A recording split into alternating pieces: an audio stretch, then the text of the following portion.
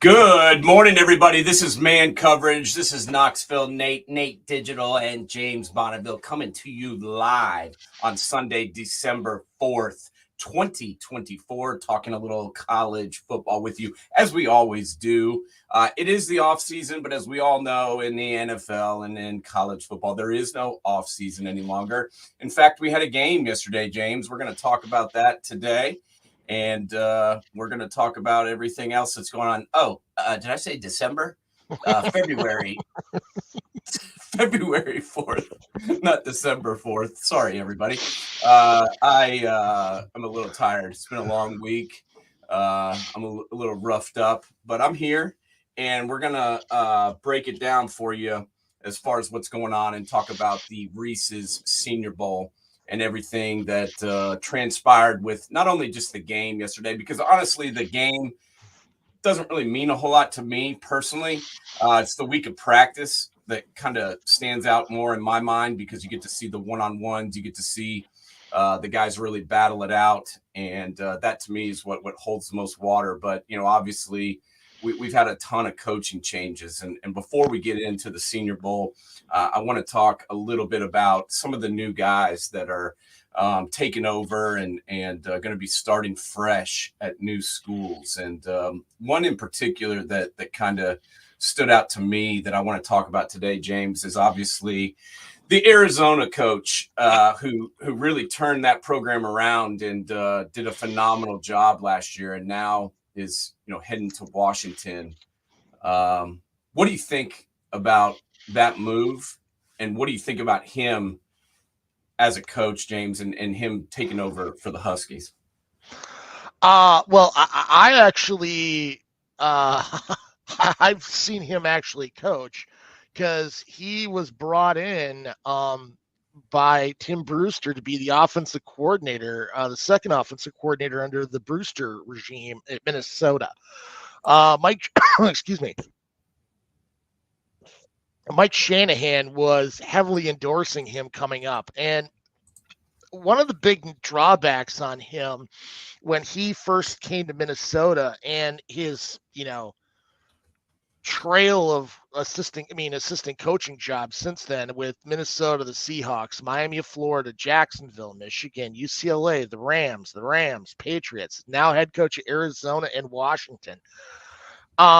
At first, he was trying to push a pro level playbook down college kids' throats. And I think that really changed a lot. I mean, you look at the early, the first year he had at Arizona, it really wasn't good. But once they made that quarterback change, things really turned around and they became one hell of a team. Now, that quarterback's not going to be coming with him to Washington.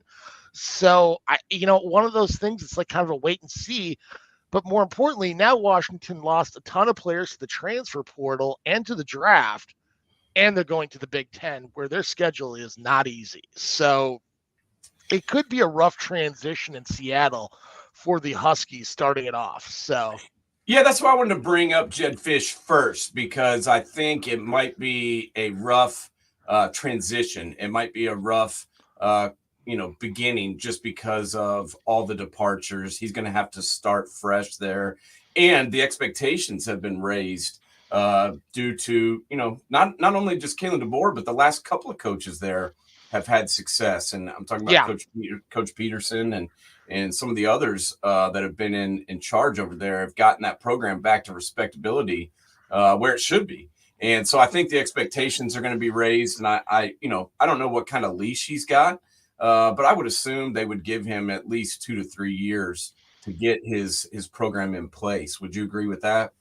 I do. I really do. It just, man, they're going to have some rough, like, their travel schedule for road games, the Big Ten, isn't exactly easy.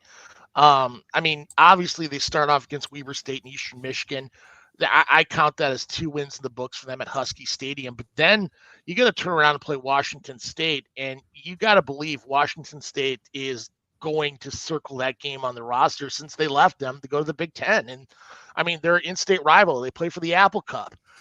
But I mean, you got to go to Rutgers across the country and watch. That game will probably be a 12 o'clock kickoff Eastern time or a 3 o'clock kickoff. And that's a 5-hour flight. And you only get 24 hours advanced before you can be on campus under Big Ten rules. They got to go to Iowa. I mean, they got to go to Penn State. They got to go to Oregon. This is not an easy schedule for Washington, especially with all they lost. I mean, Michael Penix, that receiving core, I mean, that's a lot to lose in this kind of transition year into a new conference as well. Not to mention both tackles. One is Yeah. going into the NFL, and the other one is in the in the portal. So he's going to start fresh with the offensive line. And you mentioned that first season in Arizona. Well, yeah, it was rough. It was 1-11, and but 2 years later, he got the Wildcats to 10-3, and they could have won a couple other games that were really close. Obviously, I'm talking about the USC game. So I think that his program will carry over, and I do believe he'll have some success there. But I just don't know if it'll be instantaneously positive. So hopefully they'll give him a couple years at least to install what he has to do and get his players in there. But there's a couple other guys I want to throw out at you, and I want you to just tell me whether or not you think they will be the coach at their respective school, three seasons later. Okay. And I want to start off with Texas A&M. Mike Elko obviously did a phenomenal job at Duke, but this is a whole nother animal. I want to know what you think about him at A&M. I want to talk about his replacement at Duke, Manny Diaz, and then Willie Fritz taking over at Houston. What do you think about those three hires, and do those guys last at those three schools? So you said Mike Elko, Willie Fritz, and who? And Diaz, who took over for Elko at Duke. Okay. First and foremost, I like Mike Elko, but I'm not even sure Jesus can save Texas A&M, because you look at one of the major reasons why that Nick Saban was successful at, quite frankly, just as crazy as an institution as A&M at Alabama was, Mal Moore or whoever the AD was at the time created this barrier between the boosters and Nick Saban, where he could concentrate on football 24/7. Because, I mean, talking to the boosters doesn't win you games. Not one. Unless there's something out there I don't know about. But A&M's boosters want to get so involved with the program, I'm not sure anybody could go in there right now. They need a complete institutional change. And now Ross Bjork is gone as AD. I mean, A&M has proved you can have all the money in the world, but it doesn't matter if you can't win the locker room. And the locker room there has been a huge issue over time. I love Elko. I just thought it's a bad place for him. Willie Fritz, I thought it was weird at first he went to Houston, but one thing that kind of clicked in my head with him that I think it really works for him is after Katrina, you had so many people from New Orleans basically migrate to Houston. And if you're going to win at Tulane, you've got to recruit the Houston area hard. So he already has those institutional connections there. I mean, honestly, I could see Houston being a winner. I can see Fritz winning at Houston. I mean, heck, when has Fritz lost? Everywhere he goes, he knows how to win, and he came up the hard way, like DeBoer, like Jerry Kill, like Lance Leopold at Kansas. You know how to win, how to develop a program. You don't have to have a billion freaking 5 stars. You just know how to develop players, and he knows how to do it there. And plus, they got money in Houston. Look how much they paid Dana freaking Holgerson. Yeah. Now, Manny Diaz, I think the jury's kind of still out on him. Granted, the Miami situation, I kind of view the same way as Texas A&M. I mean, except I think they got bigger issues. They don't have near the money that they have. I mean, they've got money from that Bitcoin guy, but you play at a stadium that's 45 minutes away from campus. I mean, honestly, I think this is going to sound strange, but if I was Miami, I would have hired Deion Sanders. He's from South Florida. I mean, yeah, they went 4-8 last year, 3-9. They sold out every freaking game. I Well, mean, yeah, the yeah, but physical aspect. is Miami ready to make a switch though and fire Mario Cristobal? I mean, they paid his buyout to get him from Oregon. They're I gonna know. then buy out Dion from Colorado and bring him in, and Manny Diaz was actually doing honestly maybe a better job than Oh, he Cristobal was. was. He was. And that's why I think I'm glad he got another chance because this guy has been a good coordinator. And I Yeah. think Duke, Duke football is not, Miami football. It's just a different animal. And I think he'll have, a little, just be a little bit more comfortable there. And also, sometimes these guys, the second chance around goes a lot better for them because they know what not to do. They know what to do. They know, they've learned from some mistakes maybe. And I expect him to do pretty well at Duke, in my opinion. But is he a development coach? I mean, you look at their past two successes between Cutcliffe and Elko. I think one thing that really benefited Elko was Riley Leonard. I mean, if they didn't have that quarterback situation locked up solid, I think the development takes a lot longer. Is Manny Diaz a developer of talent? Because he's going to lose recruiting battles to North Carolina. I mean, in-state battles to North Carolina State. He's going to have to get those tier 3 kids from Hampton Roads, from North Carolina, from Atlanta, and turn them into tier 1 kids. I'm True. not sure it's possible, or if he's that type of guy. I hope he is, because I like seeing Duke play well at football. Yeah, no, he's definitely going to have to do that. But you can be creative these days. I mean, you can find kids at smaller, D1 programs. You can find kids, all over the place that are not recruited because other teams want to grab guys from the portal and not develop them. Yeah. So there's ways to be creative about it. But I do agree with you.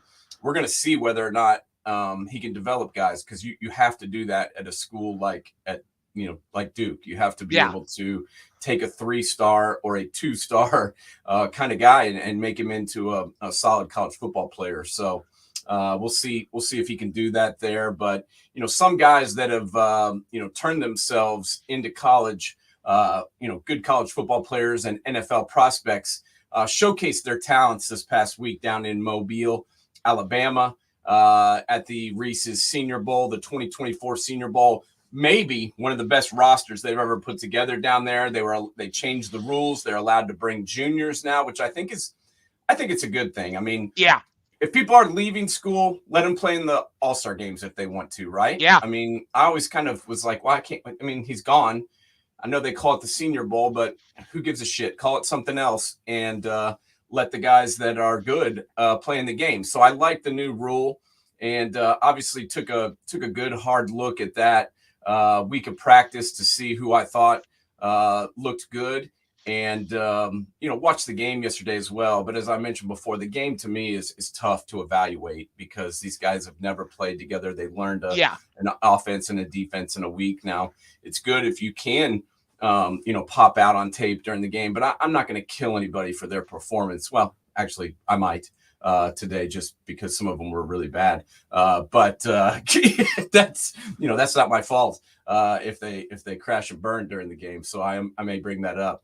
But I want to kind of focus a little bit more on the week of practice. I got a couple of guys that I really thought stood out. I'm going to throw them at you, see if they were ones that you like too, and then I'll have you throw your guys out. Is that cool? You got it. By the way, right. Isn't it interesting? People can now even practice and then opt out of the freaking bowl, Senior Bowl, out of the game. Yeah, Michael Penix played the week of practice, which I give him credit for. And honestly, he did. Since we're talking about him, he did really well at practice and looked great. So why hurt your stock? Playing in the game or risk injury. This is a guy that's had 2 pretty serious injuries in the past. He's going to have question marks on his physical anyway. So I didn't really have a problem with him opting out, but opt out is a new deal that we have to deal with all across college football in many different aspects. But guys that did play in the game and played all week, or most of them at least, that stood out to me were first off the D tackle from Florida State, Braden Fiskey. Wow, this guy he just he's just a badass. Fast, strong, can penetrate, can win one-on-one battles, can battle double teams. I was really impressed with his week of practice, and then he dominated in the game too. So two strikes for that guy. Another dude that I really liked during the week of practice is Talise Fuaga, the tackle from Oregon State. Really liked what he was doing. Quinyon Mitchell, the cornerback from Toledo. And then a couple of linebackers, Peyton Wilson from NC State, and then also the linebacker from UNC, Cedric Gray. I like that guy. I like both those dudes. And obviously, to be honest, both running backs looked pretty good in the game. I'm talking about Armani Bailey from TCU, and then the kid Schrader from Missouri. So those guys really stood out to me. And then, Spencer Rattler played pretty well in the game and threw the ball good during practice. What do you think about those guys and who popped for you? Well, I agree with you. A lot of those guys. The guy that really of your list that I liked the most was the Mitchell kid out of Toledo, the cornerback. I thought he was impressive, like literally really impressive. And if he combines well, I think his draft stock is going to go up quite a bit. Another cornerback, Andrew Phillips out of Kentucky, I thought really showed out too as well, especially in the early, like the Monday, Tuesday practices. I thought was really good in locking people down. Like he was giving McConkey fits left and right where he couldn't even break across the line of scrimmage. I mean, he couldn't even break towards the center of the field. The Guyton kid, the D tackle out of Oklahoma, I thought had amazing feet and had much better speed than I was expecting. And Mike Hall Jr. the same way. I mean, he had a spin move that was really quite impressive for a kid his size. You talked about Rattler, I think really helped himself out. I think there was always been that negative connotation towards him with his last year at Oklahoma and his first year at South Carolina, but he had a pretty good year this year and really helped himself out. I mean, I could see him going to mid-late first round, second round now. I do too. I mean, a kid that I don't think got talked about nearly enough is the Booker kid, the D end out of Kansas, the junior. He was originally a Gopher, and there were so many DNs that in that situation that he went to KU and started and really showed out quite well. I think he really helped himself. He's big, long, lanky, could do the bull rush. Plus, he's got the finesse to get around people. I think he is a real talent. From the receiver side, the Jackson kid out of Tulane really reminds me a lot of Tank Dell from last year. Yeah, Tank Dell is a badass. I think that has been proven. Yeah, I agree with you on Rattler. I mean, he actually popped, at the end of the previous season when they beat Tennessee and then Clemson in a row and looked solid. And I thought he kept that going and was consistent all year long this year. The team didn't have as much success, honestly, this year, but he himself was pretty good. And I thought it helped him that, regardless of the talent around him, he was still pretty steady and then looked good this week in practice and looked good in the game. So I agree. I think he'll get drafted, day one, day two, or, round one, round two, depending on how many of these quarterbacks go and how many teams really need a quarterback. I haven't really studied that yet, but I do like what he's done.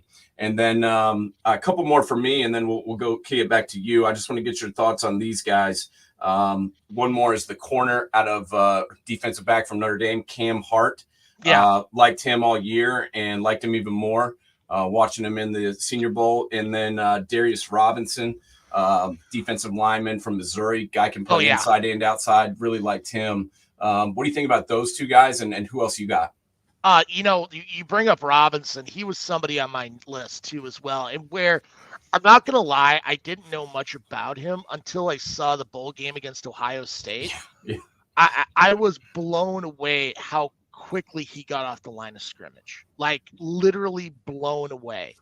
And I think, honestly, that film, a lot of teams are going to look at when they look at the draft. I was thoroughly impressed with that. Now, there are three receivers that I want to talk about. I mean, well, people are going to talk about Brennan Rice. I think you're going to see him more on the boundary, and he needs that more developed route. but off the line of scrimmage, like first 5 yards, I don't see him as much in that. But there's another receiver, one you're going to hate me to say, is Roman Wilson. I thought really showed out well, especially getting off the line of scrimmage with his size. He had an incredible hezzy move that really made it tough for people to cover him. And quite frankly, I don't think people got to see him really develop because that Michigan passing game was not great. I mean, heck, you watch the Alabama game. How many passes did J.J. McCarthy throw behind receivers? And that's why I don't understand this fascination with J.J. McCarthy in the first or second round. I mean, I could be wrong. I don't see it. But Roman Wilson really impressed me. And a burner is that Flournoy kid out of SEMO, Southeastern Missouri. I mean, he's got real speed. Yeah, no, he does, and I agree with you about Wilson. I was impressed with him. He looked good in practice, and then also, played pretty well in the game as well. So, got to give him some credit. Some guys that may have hurt themselves in this in the game yesterday, at least, were these quarterbacks. I mean, as I mentioned, it's tough going in here, not knowing these guys, having no timing. Not knowing the offense really, but that's why some players choose not to go down there. So I give the guys credit who go, but let's not ignore the eye test and what we saw yesterday. I mean, I thought Hartman looked rough. I mean, just didn't look comfortable. His arm strength kind of looked, I mean, he was just throwing, I saw 2 or 3 balls that should have been picked off that were short. Pratt, to me, from Tulane, didn't really impress me either. And I hate to say it because I actually like Joe Milton, but he didn't look good either. What did you think of those 3 guys? Joe Milton would be great at a punt, pass, and kick competition. Yeah, he won the longest throw contest. Shocking. Didn't see that one coming. Wow. Next thing you're going to tell me 2 and 2 equals 4. I mean, another guy I want to add to that list, not from the game, but from the early practices, Bo Nix's Monday and Tuesday practice literally looked like he was still playing for Auburn. Like, they were awful. And I heard some people were saying, well, he did really well on Wednesday. I'm like, how do you forget Monday and Tuesday? I mean, it was awful. Receivers, Tez Walker and Wilson, not good route runners, and both have really questionable hands. I think they fall from the Troy Williamson family tree of really fast but can't catch shit. Caleb King from Penn State, the corner. I mean, did he win any battles this week? I don't know. I mean, unless they were like hidden somewhere on TV. I didn't see any. And the Henderson kid from Michigan, the offensive lineman, man, he got beat up. Like, quite frankly, I would be a bit surprised they took his lunch money and per diem money while they were down there, because that was not pretty.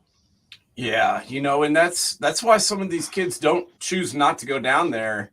Yeah. I mean, if you don't come ready, you're going to get knocked around, because all these, 99.9% of these guys can play. Yeah. If they're there. And a lot of them are wanting, they take it really seriously and they want to improve their stock. And it's not the end all be all. I mean, if you measure out good and you have good tape from college, you can still survive even if you don't, prove yourself worthy down in Alabama. But I mean, it's bad when you get beat consistently, because this is a game, as we just talked about, where every practice is online.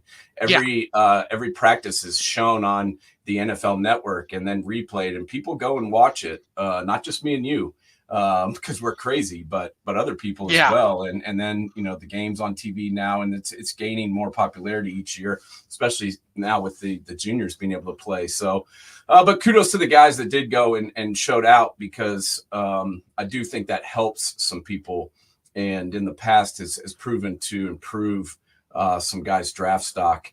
Anybody else before we switch topics that you want to mention that we haven't talked about? I think I kind of hit on everybody that I said. Penix, as we mentioned, had a good week. I talked about pretty much everybody that I had. Is there anybody else that you had that you wanted to mention before we move on? Well, I want to go back to the coaching hires because there are two coaching hires that I saw from non-power fives that I thought were really impressive from schools that just don't have money. And that's New Mexico getting Bronco Mendenhall. Yeah, I like that And too. I mean, New Mexico has a hard time generating fans at their stadium. And if you can win at New Mexico, you can win anywhere. And Bronco Mendenhall has been proven. I mean, heck, he won at Virginia. He won at BYU. His players personify his tough mentality. I mean, that's a guy that literally, you want to go into a bar fight, I want Bronco freaking Mendenhall standing next to me. Kind of like I want to have Kyle Whittingham too as well. And his players identify that, and he goes after those type of guys. And then the other name is Ken Niumatalolo going to San Jose San State. Jose State, yeah. I thought that was a unbelievable hire. And quite frankly, with the way their situation is set up, usually I wouldn't say this, but I think he should take that Navy offense and bring it to San Jose. I mean, they play in a conference with the team that already does that in Air Force. Yep. And it's really, you can develop a team much more quickly because, I mean, how many teams run the option now? Not many. Not many. Yeah, and I kind of think he will. I mean, why would you change what you do when you've been a guy that was a coach in college football for so long and had so much success? I don't think he'll change what he does, but I do like that you brought that up because I felt like he kind of got a raw deal the way he was fired from in the locker room at the Army Navy game and kind of, disrespected after all the good things that he did and all the time he spent and all the energy and love he poured in to that Navy football program. And they kind of just discarded him like the old bathwater. And I'm glad he's getting another shot because I do feel like he's a good football coach and deserves another chance. That's why I think Boston College should hire Jeff Monken. Yeah, that's one that's very interesting. I wanted to get your thoughts on that first and foremost. What did you think when you heard that Hafley was leaving and moving on from the Boston College head coaching job to take the defensive coordinator position for the Packers? Is this a good move for him? I think it is because I think he was going to get fired at the end of the year anyways. I mean, you look at from an NIL approach, and facilities, the whole 9 yards. I mean, he was going into a gunfight with a pea shooter. And it's kind of, I mean, even if you develop somebody, they're probably gone. And he wasn't going to change his approach. That's why I look at some of these schools that are in the Power Fives that don't have the resources of the major brand name schools. You got to do something radically different than everybody else if you're going to compete. I mean, heck, I've said Troy Calhoun for some time. Because you got to think differently because if you're going to go after the same pool of kids, all the name brand schools are going after in their situation, you may get one, but one player is not going to help. Where if you go after a completely different situation, I mean, heck, look at Mike Leach the same way in the opposite direction. And look what he did to change the dynamic at schools that weren't name brand, Texas Tech, Washington State, Mississippi State, Yeah, no, I think you have to get creative. And, one other thing is if you have some players that you develop and that do well, occasionally you're going to lose some of them. Yeah. You want to go on to a bigger, more high octane in your face program. And that happens these days. And they've had some guys at Boston College that, that he recruited and brought in and developed and did well. And then they took off. So I feel like that's a tough spot for guys right now that are at a P5 school that maybe isn't Georgia, isn't Bama, isn't Ohio State, isn't one of those schools that gets five stars every recruiting cycle. They kind of pick up the leftovers and then they make do with those guys and develop them and do well with them, and then some of them take off. And I've got to imagine that this is frustrating, and I feel like that this may happen more. What do you think about in the future? Do you see more guys, move into the NFL or getting out of, college football if they have the chance based upon all that's going on here now. I mean, heck, there's rumors about Chip Kelly going to the Washington Redskins.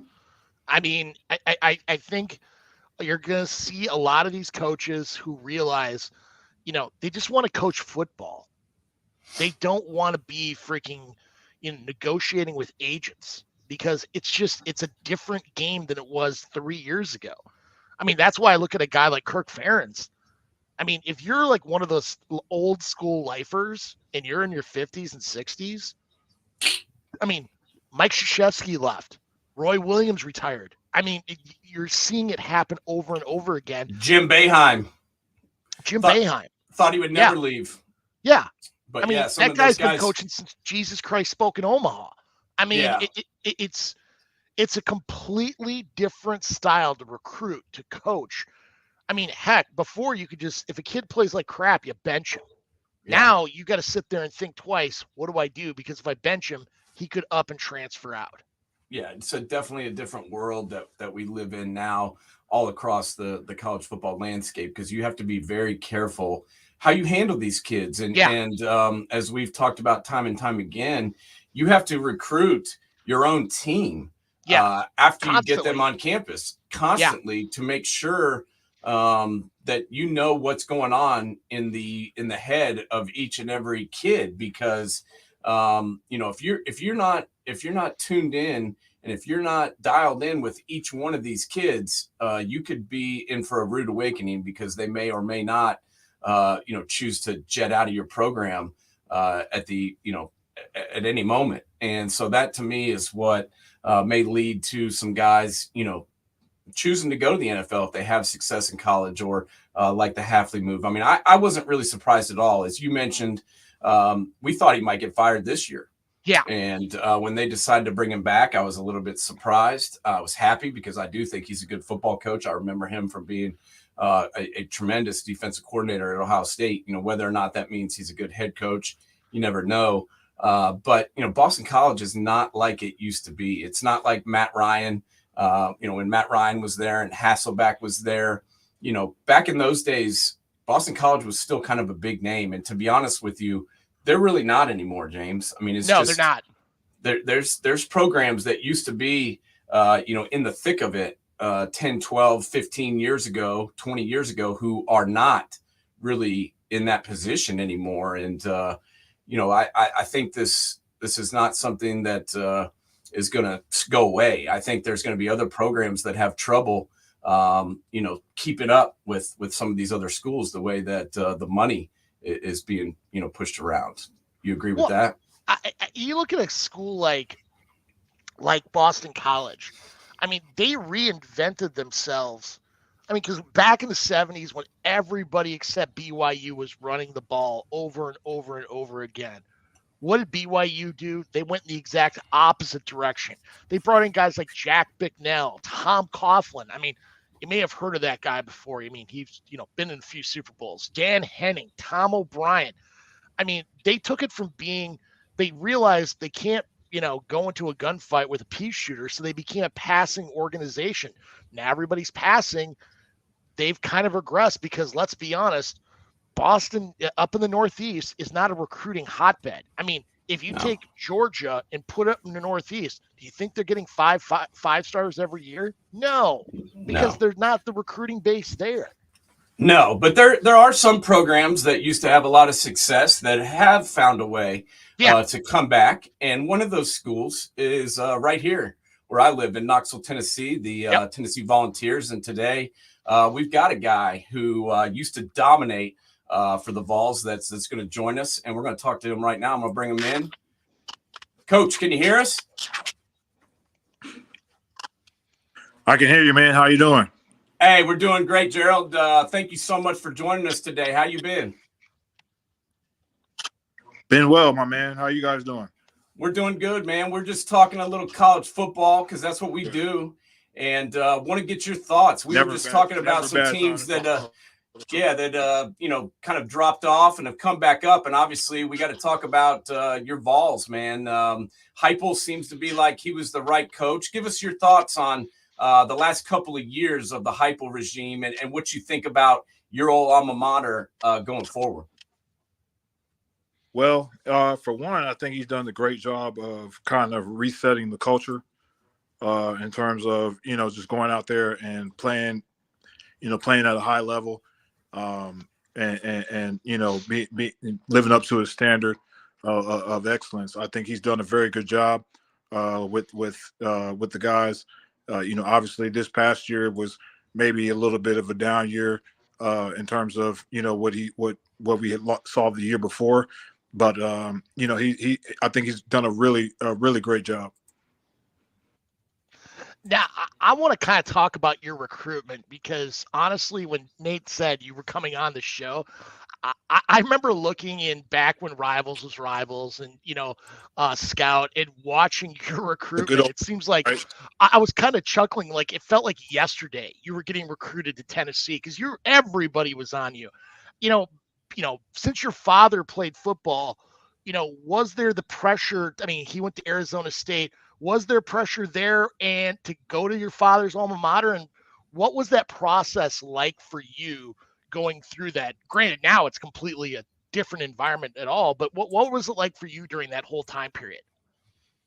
Um, Honestly, there was no pressure. My dad was probably, compared to what you hear about from other parents and, how everybody kind of responds to recruiting today. My dad was about, I can honestly say he was perfect during the recruiting process. He never put any pressure on me to do anything that I didn't want to do. He obviously he would have loved to see me go to his alma mater.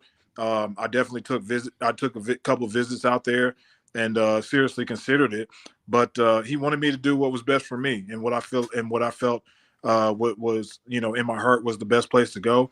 There was never any pressure from my father or my mother at all about football. As a matter of fact, they tried to keep me from playing football at an early age. It was one of those things I just was drawn to it and wanted to play. So when it came time for the recruiting process, it was really just about what I wanted to do and where I felt most at home. What Yeah. drew you to Tennessee? Okay, so the true story is that I was getting recruited. My top three schools were Miami, LSU, and Tennessee.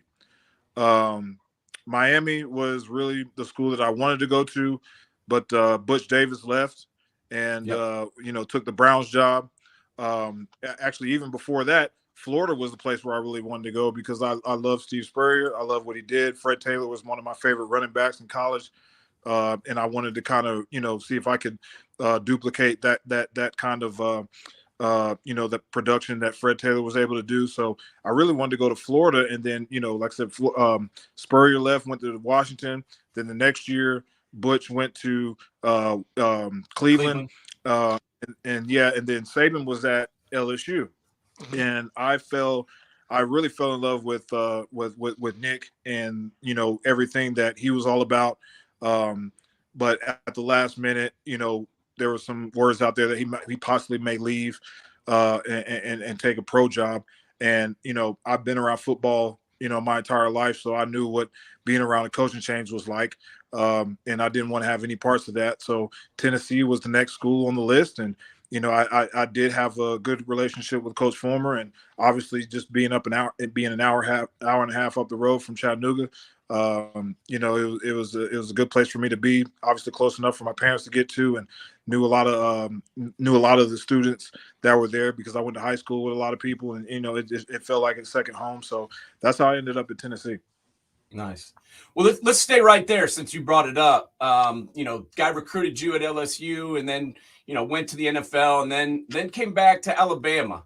And man, I thought he would do a good job there, but I had no idea that he would, blow that up like he did. I mean, talk to me about Nick Saban at Alabama since he just retired. What did you think about the job that he did there? Were you surprised at all about the amount of success that he had? And what do you think will be remembered about his legacy the most? No, I was not surprised at all. As a matter of fact, I was one of those guys that felt like he should have never left LSU. If Yeah. he would have stayed at LSU, they would have been what Alabama ended up being. You know what I mean? He really had, he had the pulse of what it took to be a championship program.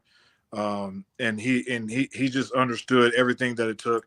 And, sorry, bad thing for LSU. He ended up taking off, but in Alabama ended up reaping up the rewards, and he learned a lot of lessons being at the pro level, kind of what he wanted to do versus what he didn't want to do. And for him coming back to college and having that experience, being because like I said, that wasn't his first time in the NFL, but just kind of understanding what the times required in terms of the kind of athletes that you were dealing with, the times in terms of just how guys looked at college football. He just kind of he had a I don't know how else to really say it. He just really had the pulse of it. And, he had a storybook career, you know what I mean? Legendary career, probably one we won't see, at least probably in our lifetime again. Yeah. I'd be really surprised if we saw somebody else duplicate that in our lifetime. But, he was one of those guys that he just knows football. He knows football, and he understands how to get the most out of you. And, it was for my own recruitment, it was really hard to turn him down, just simply because, he always had a plan for everything that he wanted to do. He never did anything by the seat of his pants. A lot of coaches in the college realm these days, they just recruit guys, and even back then, they recruited guys just to say, hey, look, we want to get the best players. But for every he had a plan for every player that he wanted to recruit. And he had a plan for me, and and pretty much every other guy he recruited. So, I wasn't surprised that he had the kind of success that he did. Going back, after you left Red Bank and going to Tennessee, when did you have that light bulb moment that I'm no longer in Red Bank anymore, and that, holy crap, the competition's a whole lot better in college? We've had people come on and talk about an offensive lineman, talk about how he got rocked in practice one day, or, certain events in practice. When was that red light holy crap, this is a big step up? Well, quite honestly, my dad having played in the NFL, and I grew up kind of in that atmosphere, being at NFL practices, and seeing what the competition was like, and seeing just kind of what the standard was in terms of playing high level football. I already knew when I got to Tennessee, because that it was going to be that way. That was one of the reasons Tennessee was on my list of schools, because they were, one of the top schools in the country, and they had an opportunity to compete for a national championship. So I knew what I was getting into. But I guess my first real, welcome to college moment was I think it was I can't remember if it was the third or fourth practice my freshman year, when we practiced down in Neyland Stadium. I remember my first practice. Crazy story was we started out the day with goal line. Warmed up, and we went in the goal line, and the offense had 4 plays to score. And I remember Coach Former said, "Hey, one's up," and then I remember him saying, "Hey, Riggs, get in," right? And I was like, holy crap, man. Okay. All right, let's go. Make something happen. And yeah, I mean, I remember getting in the first 2 times. Third time I got stopped, and then the 4th time I got in again. So I remember the defense was a little upset about that. And then we had a practice down in Neyland Stadium.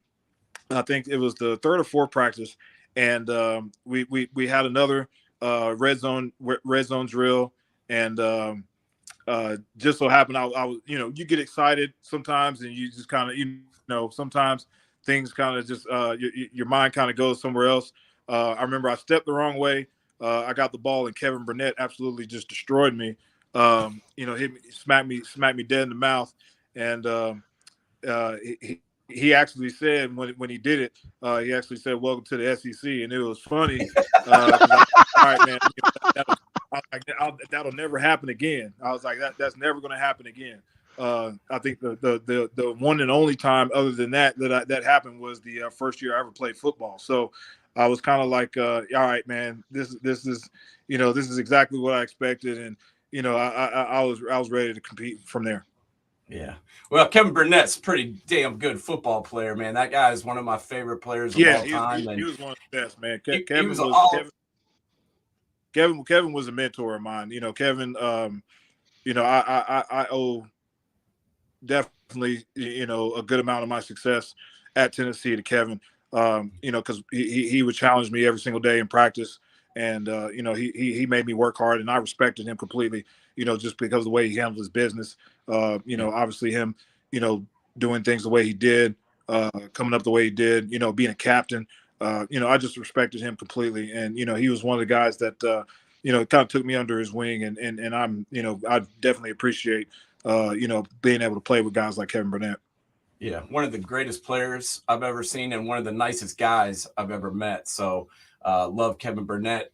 Now now you've transitioned, and you're coaching and you're training guys.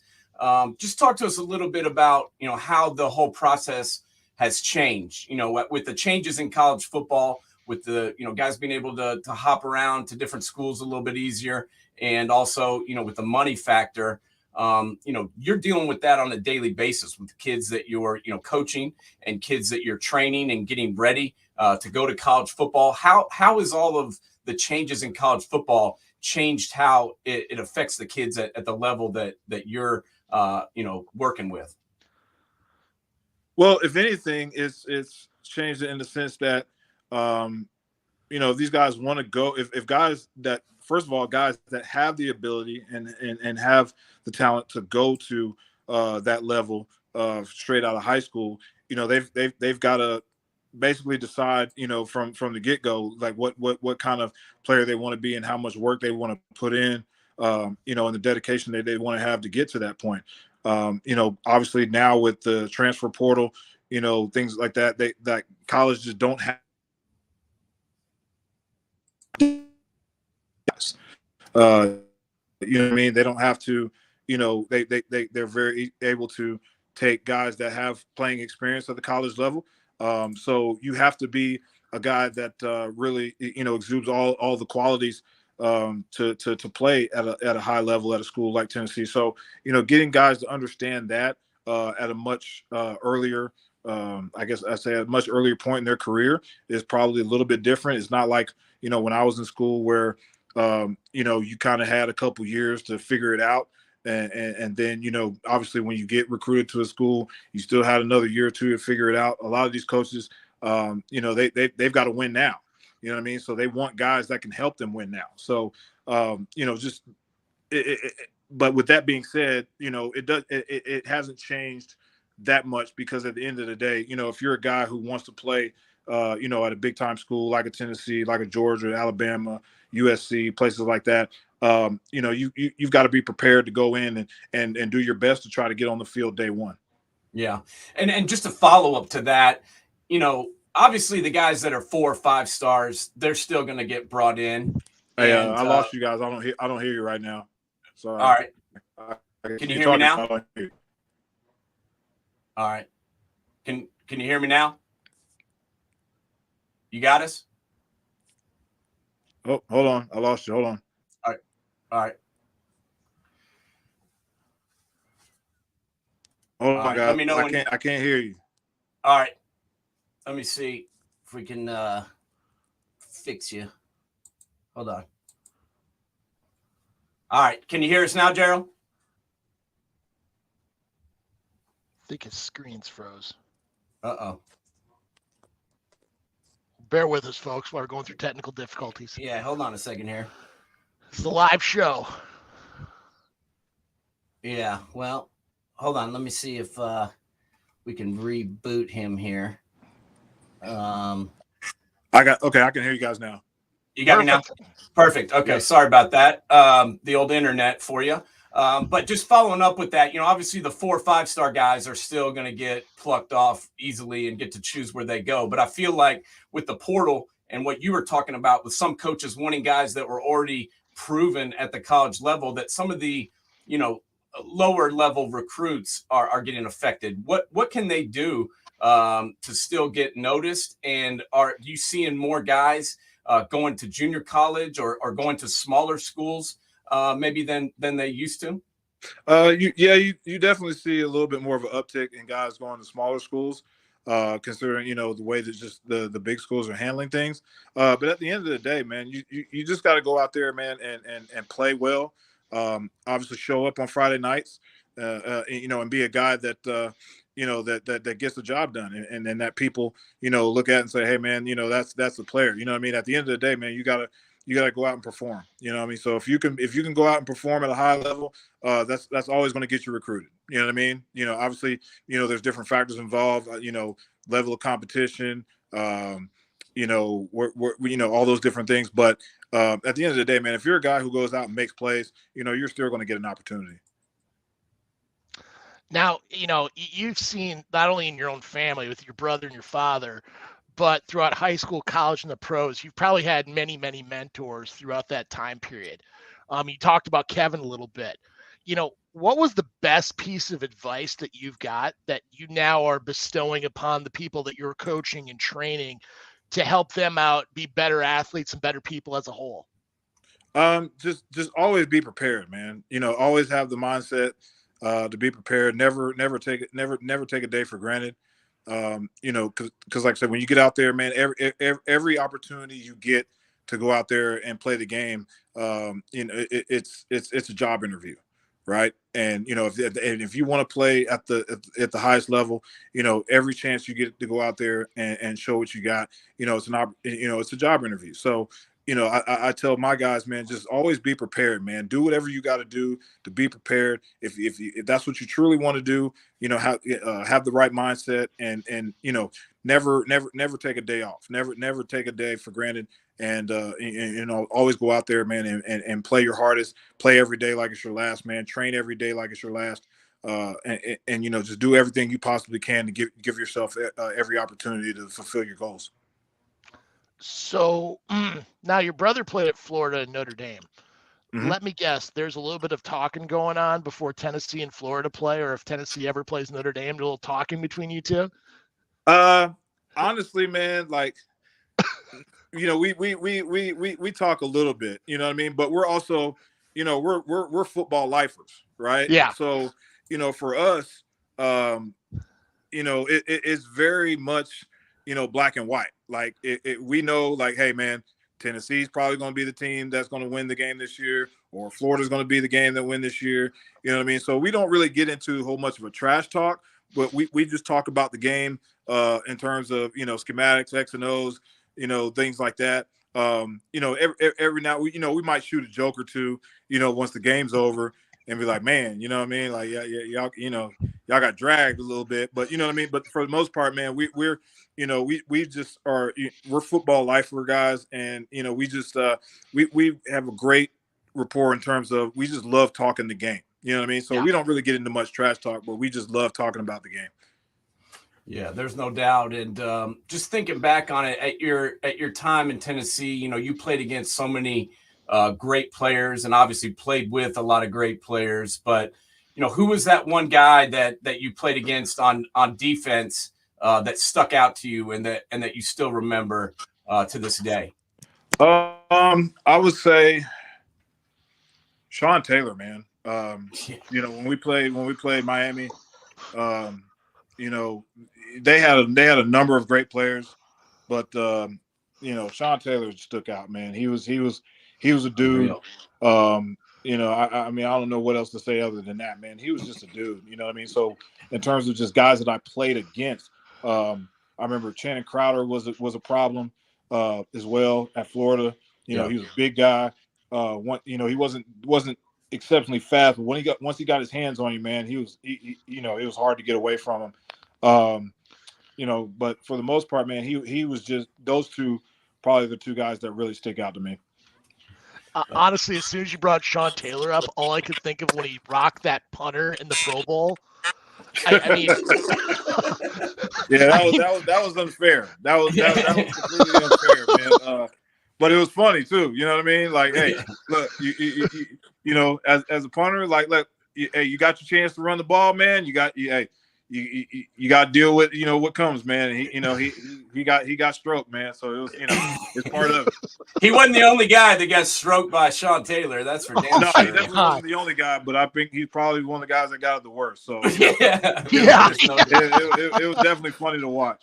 There's no doubt. Well, Coach, thank you so much for taking some of your time on a Sunday to spend with us and talk some ball, man. We really appreciate it. I've been a big fan of yours for a long time, and I really enjoyed getting to talk to you. And I appreciate you spending some time today just catching up and talking some ball, man. Yeah, no problem, man. Appreciate you guys having me on, man. And, love what you guys do, man. Y'all got a great platform, man. Keep it going. All right, Gerald. Next time you get up to Knoxville, man, hit me up. Dinner's on me. So holler at me next time you're up here, man, and we'll get together and I'll take you out because I really appreciate you joining us today. All right. Will do, my man. Will do. All right, bud. All right. Good luck with everything, and we'll talk to you again soon, okay? Thank you, man. All right, man. That was Gerald Riggs Jr., former Tennessee running back legend. Man, we've had some unbelievable running backs from Tennessee just on the show. Travis Stevens, Cedric Houston. Mose Phillips, Troy Fleming, Gerald Riggs Jr. I mean, it's like, what is this, the Tennessee running back show? I don't know, but I think Jamal Lewis is wondering when he's getting a call. We better call him. We had Montario Hardesty on this show. Yep. I forgot about Montario Hardesty because we were talking to him about coaching because he's now, coaching in college football and is a running backs coach there. But a lot of these guys have gotten into coaching. Troy Fleming coached for a while and is still around the game and helping with that. And Gerald Riggs Jr. is coaching, and Montario's Hardesty is coaching, and Cedric Houston was coaching. So a lot of these guys have, stayed in the game and, have a really good perspective on it. And that's why I like to talk to them and bring them on the show because they lived it and they're still living it today. And got some good viewpoints. I just like to hear, they played back when college football was a little bit different, but they're still involved in it. So I like to hear about, what the changes are like at the base level. You know what I mean? Nate, you're making us sound old because he's like, a different time period. Like they wore leather helmets back then. I mean, it wasn't that long ago. I mean, no, I'm just saying that the game has changed a lot in a short period of time. Oh yeah. Completely. I agree completely. College football is a completely different game. And one thing I meant to ask him that I didn't is about the 12-team playoff, which I don't know if you've seen it, but Barrett Sallee picked the Ohio State Buckeyes to not make the 12-team playoff. They have he has Boise State in and Tulane in, but not the Buckeyes. So yeah, good call, Barrett. I'm interested to see how that changes the game next year, and what that'll look like with a, not a true playoff, but kind of a playoff where you may have to play, 2 or 3 games to win it all. What do you think is going to change? Before we get out of here, what do you think is going to change the most by having that 12-team playoff in place next season? Well, I personally like if they keep like the first 2 rounds being at home fields. I mean, you and I both know having that advantage is so monstrous, and the fans are going to even be more ratcheted up than they were before. I mean, think of your rival, Florida, Tennessee, Alabama, and then you mark that up by another 30%. I mean, hell, the fans will be just as tired, if not more tired than the players. And they're not even playing because they're going to want to make that place to be absolutely crazy for the opposition. Yeah, man. I mean, just think about it.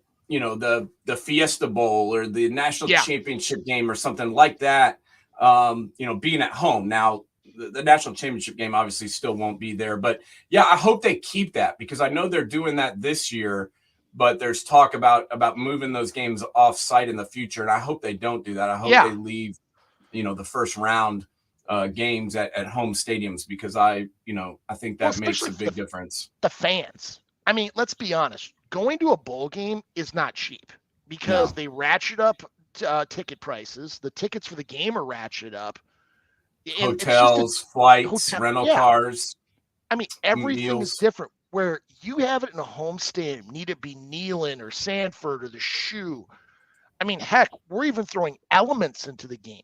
I mean, could you imagine an SEC school or an LA, it's just a Southern school, playing a game in Iowa City, in Madison, in Ann Arbor, in Columbus, in Yeah. December, and it's snowing and it's cold. I mean, people have been dreaming about that just to see how tough it is to play up north, or vice versa, playing in Yeah. an SEC stadium, not in September, but in December when it matters. Yeah, no, that should be cool. And just another, another thing that will make college football intriguing and very interesting. And this past week, obviously, the national championship coach has took off. How often does that happen, where a guy wins a national championship and then leaves the following year? I don't Tom recall Osborne that. was the last guy, and he Yeah. retired. Yeah, but I'm saying leave and goes to another football program. I mean, that doesn't usually happen. It's almost like he's running from something, isn't it? You would think. I mean, I don't know. Man, I listened to his press conference out in Los Angeles, and if I could slap somebody through the radio. How do you really feel, Nate? I mean, oh my gosh, you've really held back on your feelings towards Michigan football this whole entire year. I mean, how do you really feel? I'm just saying. I mean, I just don't know how you can hire a guy that's such openly a jerk. It blows me away. But that's a story for another day. But anyway, thanks to everybody for tuning in to our man coverage here on February 4th, 2024. Can't believe it's already February, but it is. And you got more stuff coming at us. We're gonna have the combine coming up next. We'll talk about all the guys that are going to be invited to the combine, who can help themselves, who can hurt themselves, and obviously start getting everybody prepared for the NFL draft. You mean the presidential physical fitness test, right? Yeah.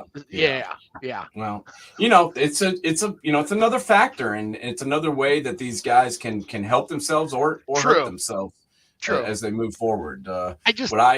I always think they put too much freaking emphasis on the combine. I mean, I do too. I mean, John Ross, you run a good 40 time, but he couldn't catch a cold. I mean, well, the old Raiders, the Raiders used to draft whoever ran the fastest 40. They would, Al Davis would go and draft him, and I would just Darius Hayward Bay. Yeah, that's exactly who I was thinking of. But there was more than just him. There was several guys that got into the league just because of what they put in. And I honestly thought Anthony Richardson was kind of one of those guys that just kind of made his hay at the combine. But you know what? He looked pretty good before he got hurt. So maybe it is a good indicator, James. We'll never know. But we will definitely break it down and go into detail about all the guys that are going to be heading to Indianapolis. Is this the last year that they're in Indianapolis? Because aren't they moving it?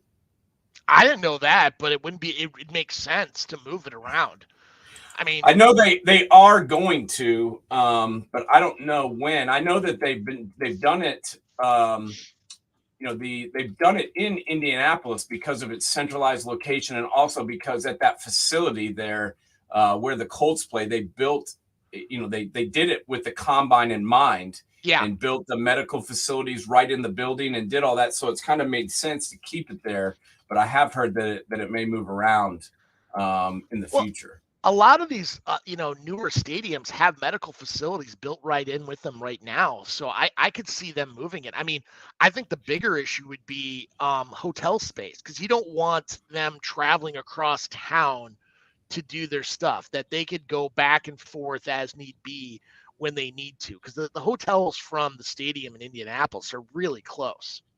Right. But they have a facility there where they can, there's 300 some guys at the combine, and they have a medical facility there where they can, do MRIs and do, x-rays on multiple guys at the same time. So it's, it makes sense to keep it there. And I believe it's going to be there through 2025, but there's talks of maybe moving it in the future. I hope they don't. I hope they keep it right there, because it's worked out pretty good. If they do move it, I could see Vegas being a potential spot. Yeah, well, everything Everything's happens in Vegas. Yeah, exactly. All right, bud. Well, I'll let you get out of here. Thank you so much to you. Thank you to Gerald Riggs, and thanks to everybody who tuned in. If you miss anything, check us out on YouTube at Man Coverage 2075 after Man Coverage, and you can check out all the awesome interviews and shows we've had in the past. James, keep them up, and I'll talk to you again real soon. All right, bud? Later, boss. All right, man. Bye. Peace out.